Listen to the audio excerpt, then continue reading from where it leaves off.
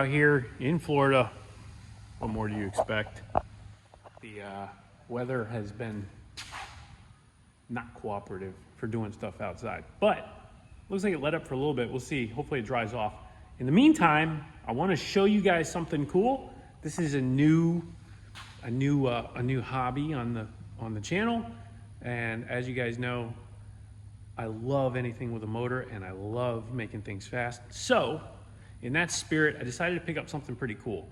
These are, for lack of a better term, they're like a small car. I'm going to show you exactly what we're talking about. This is called a CycleKart. And for those of you who are not familiar with like vintage racing, stuff like that, this is pretty much what you would see back in the 30s, 40s, 50s for an Indy car or race cars. They weren't tech marvels like they are today. Well, they were, I guess, for the time, so to speak. But they were not focused so much on the tech as much as they were on just performance and going fast. But this is a shrunk down version. This is like a 75% of the original size. So still not go-kart size. They're like, 9, 10 feet long, but not quite full size where you'd see like 13, 14 feet. So this is powered by a typical Honda 200cc, or in this case, a 212cc motor. This one's a little bit better than the rest. It's got a billet connecting rod, cam, all that stuff from SRE, billet flywheel from Smith Racing, and put a muffler on the back just to keep it a little bit sane. But a pretty basic setup otherwise.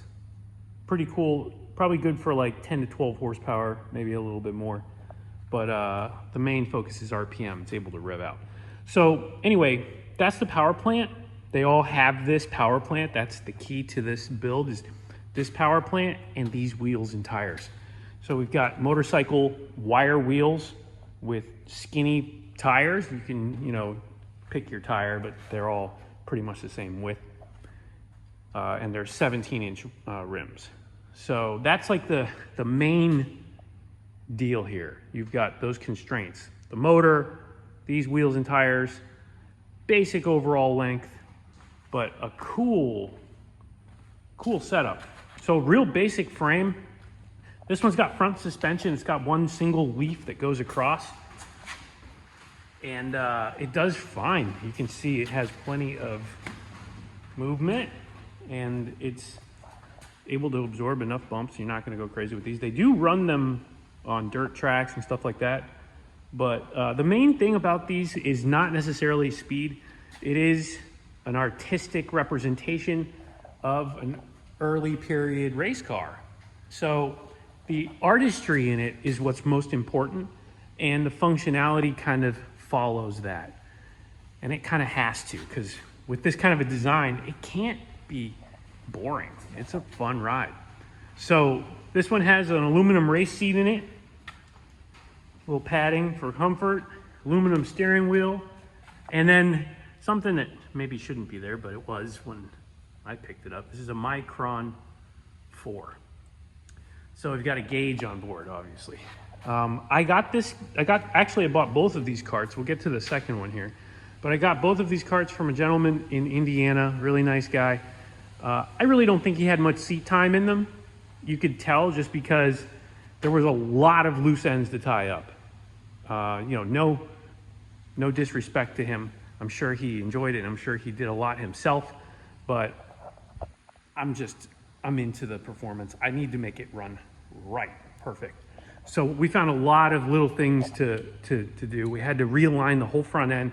The geometry was wrong. The parts were all there, but the geometry was wrong. The steering rack was set too high. The suspension was lowered. There was just a bunch of things that had happened. So the suspension was completely bottomed out. The angle of the tie rods was wrong. They were like this because the rack was actually mounted on the front of the mount, needed to go behind to get the geometry straight. And then We aligned everything. We added a couple degrees of toe just for good measure. Got everything nice and straight, adjusted the location bars here, added as much, well, we got a little bit of caster, like probably 6 or 7 degrees of caster, you can see it. Just a bunch of setup stuff. In the back, we had a couple of other items that needed to be addressed. The position for the wheels, the hubs were actually out a little further. They weren't completely seated on the axle. So just some safety concerns that we needed to address before I climb in this thing and try to go top speed, which I am going to do. So you know me. Either way, a really cool kart, and I've got a lot to do still, but we're gonna get it where it needs to be. Some tuning stuff needs to be done. So I added a little rear view mirror so you can see what's going on. And I also added some lights because I want to be able to ride this thing at night too. So we've got a headlight repurposed from one of the bikes, nice and bright LED. And then we've got a tail light as well. Again, repurposed from one of the bikes, but makes it nicely visible from behind. So a little bit of safety there. Hook up to a switch here. It runs off of an RC car battery that I mounted down low here. You can see we've got our electronics for the Micron and the battery there. Everything is really tight and compact on this. It's great. I mean, I love the package altogether. Inside the frame is pre-hollow because you need all the room you can have to be in there. And that's pretty much the gist of this one.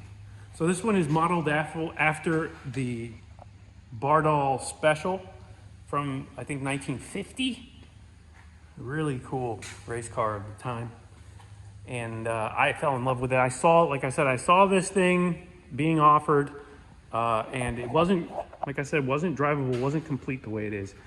So I had to do quite a bit, but I fell in love with the look. I love that 50s Indy car, late 40s, early 50s Indy car look. So we'll do some more with this one, and when the weather lets up, we'll actually take it for a spin and do that. In the meantime, we have the other car over here. I'm not going to spend so much time on this because I haven't really gotten into it yet. All I did was putt around in it. This one drives, so this one, well, it was driving when I got it. This one wasn't. This one drives now. But anyway, this one drives. It was driving okay, but it's got, again, a lot of things that need to be addressed.